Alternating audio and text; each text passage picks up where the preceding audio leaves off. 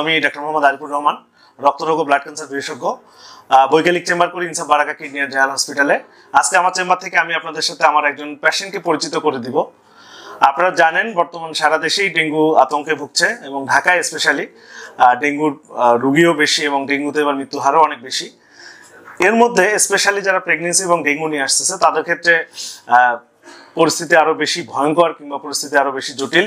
আমরা গত কিছুদিনের মধ্যে বেশ কিছু প্রেগনেন্ট লেডি উইথ ডেঙ্গুকে একজন ডাক্তার সহ বেশ কয়েকজন প্রেগনেন্ট লেডি ডেঙ্গুর জন্য আমরা হারিয়েছি। আজকে আমি আমার একজন পেশেন্টকে পরিচয় করাই দিব। উনি মিসেস হালিমা। উনি এসেছিলেন শরীয়তপুর থেকে 3 দিনের জ্বর নিয়ে। উনি যখন আমাদের ইমার্জেন্সিতে আসেন তখন আসলে ওনার পরিস্থিতি ছিল উনি অনেক বেশি ঘামতেছিলেন, তার অনেক বেশি খারাপ লাগতেছিল, দুর্বলতা, সাথে তার প্ল্যাটলেট অনেক বেশি কমে গিয়েছিল। আমরা এখানে যখন তাকে পাই তখন তার পালস রেট অনেক বেশি, ব্লাড প্রেশার মাত্র 90/80 মিলিমিটার অফ মার্কারি। উনি আসার সাথে সাথেই আমরা ভর্তি করি এবং রিসাসিটেশন ফ্লুইড চালু করি।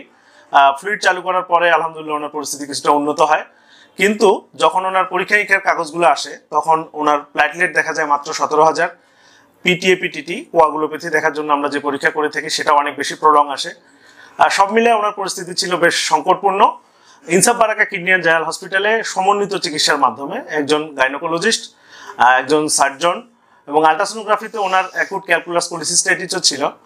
সো তাদের সমন্বয়ে আমি সহ আমার টিম সবাই মিলে তার চিকিৎসা শুরু করি এবং আলহামদুলিল্লাহ জ্বরের 7ম দিনে তার প্ল্যাটলেট কমতে কমতে আরও কমে গিয়েছিল।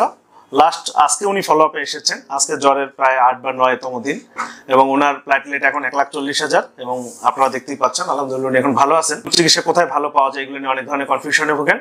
এই ক্ষেত্রে ঢাকায় আপনাদের জন্য ইনসাফ বারাকা কিডনি অ্যান্ড জেনারেল হসপিটাল বহির্বিভাগ এবং অন্তর্বিভাগের মাধ্যমে ডেঙ্গু রোগীদের সব রকমের চিকিৎসা সেবা নিশ্চিত করছে, এইচডিইউ আইসিইউ সাপোর্ট সহ, এবং সব বিষয়ের সব ধরনের কনসালটেন্ট এখানে অ্যাভেলেবেল।